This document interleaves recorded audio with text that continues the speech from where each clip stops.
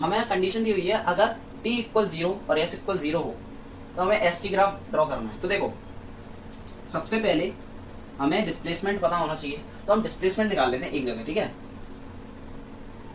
इन ओ से लेकर ए तक निकाल लेते हैं डिस्प्लेसमेंट। तो इस ट्राइंगल का जो एरिया होगा वो क्या देगा, डिस्प्लेसमेंट। तो देखो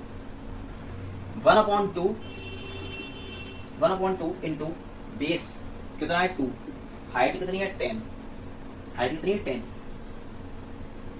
तो 10 मीटर ये आ गया इन ए बी। अब देखो ए बी में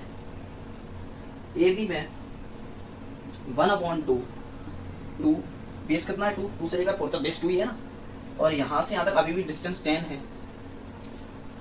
सॉरी इसमें रेक्टेंगल है, माय मिस्टेक।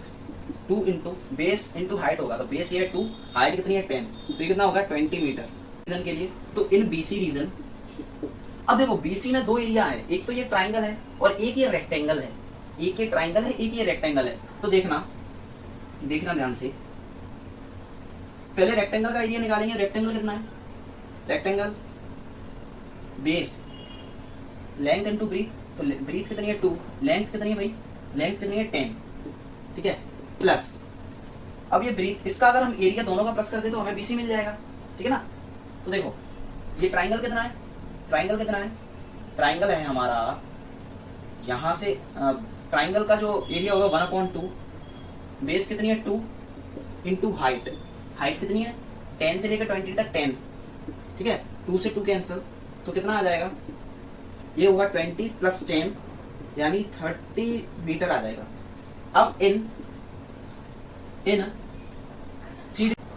सीडी देखते हैं। तो सीडी में देखो ये भी फिर से ट्राइंगल है, तो सीडी में क्या होगा 1/2, बेस कितनी है 2, हाइट कितनी है 20 है पूरी, तो देखो ये इससे कट गया 20 मीटर आ गया, ठीक है ना।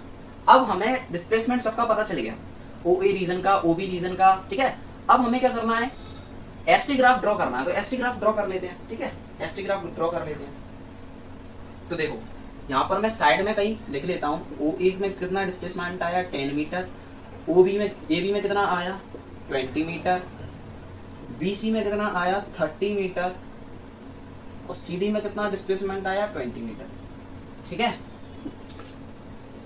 अब मैं यहाँ पर डिस्प्लेसमेंट टाइम ग्राफ, इसका जो करस्पॉन्डिंग डिस्प्लेसमेंट टाइम ग्राफ है वो ड्रॉ करने जा रहा हूँ। तो देखना ध्यान से अब आप लोग कैसे होगा ड्रॉ। देखो टाइम तो हमारा यही रहने वाला है, तो मैं यहाँ से यहाँ तक ड्रॉ कर लूँ 2 4 8 6 एंड 8। अब देखना ध्यान से, पहले ओ ए रीजन के लिए देखते हैं। इसमें कंडीशन भी दी थी if t equal 0 then s equal भी 0 होगा। तो यहीं पे t इक्वल 0 है, s इक्वल 0 होगा, ये तो सबको पता है। ओ ए में देखो, ओ ए में 2 सेकंड में कितना डिस्प्लेसमेंट कवर किया 10, और वेलोसिटी लगातार बढ़ रही है। तो कैसा कर्व आएगा, इस तरीके का। मैंने कल बताया था एक्सेलरेशन, भाई एक्सेलरेशन होगा ना, लगातार बढ़ रही है, वेलोसिटी में चेंज आ रहा है तो एक्सेलरेशन होगा।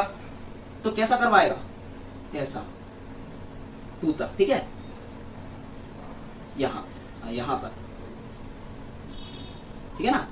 अब देखो ए बी रीजन में यहां पर वेलोसिटी कैसी है, कांस्टेंट, और कितने 2 सेकंड के लिए कांस्टेंट, और कितना इसने कवर किया डिस्टेंस 10 मीटर और कवर किया, यानी कि 20 मीटर और कवर किया, तो 20 ये हो गया एंड 30 ये, ठीक है।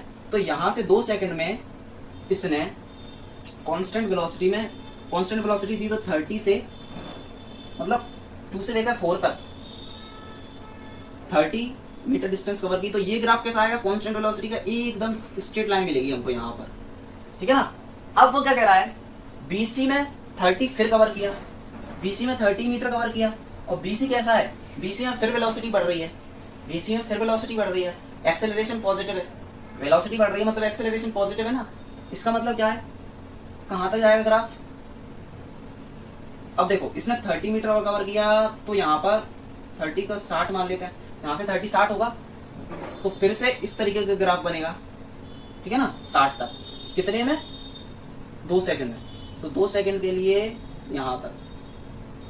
अब क्या कह रहा है वो सीडी में, सीडी यानी कि ये वाला रीजन, सी से लेकर डी तक 2 सेकंड, दोबारा 6 से लेकर 8 तक 20 मीटर फिर कवर किया, मतलब इस बार वेलोसिटी देखो, वेलोसिटी कैसी है, पॉजिटिव है, लेकिन डिक्रीज हो रही है, इस तरफ जा रहा है ग्राफ, यानी कि एक्सेलरेशन कैसा, नेगेटिव। और नेगेटिव एक्सेलरेशन के लिए मैंने आपको कल ग्राफ बताया था, कैसा बनेगा, ऐसा, ठीक है ना, ऐसा। 20 मीटर उसने और कवर किया, तो यहाँ पर 20 मीटर और बढ़ा दो भाई, तो यहाँ पर हो गया 80।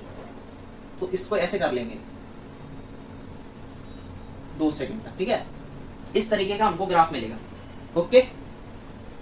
अब एग्जैक्ट ऐसा ही मिलेगा ये नहीं कह सकते, क्योंकि भाई मेरी ड्राइंग थोड़ी सी खराब है, लेकिन कुछ इस तरीके का ही हमें ग्राफ मिलेगा, ठीक है। अगला क्वेश्चन देखते हैं, फिर उसके बाद लेक्चर को एंड करते हैं।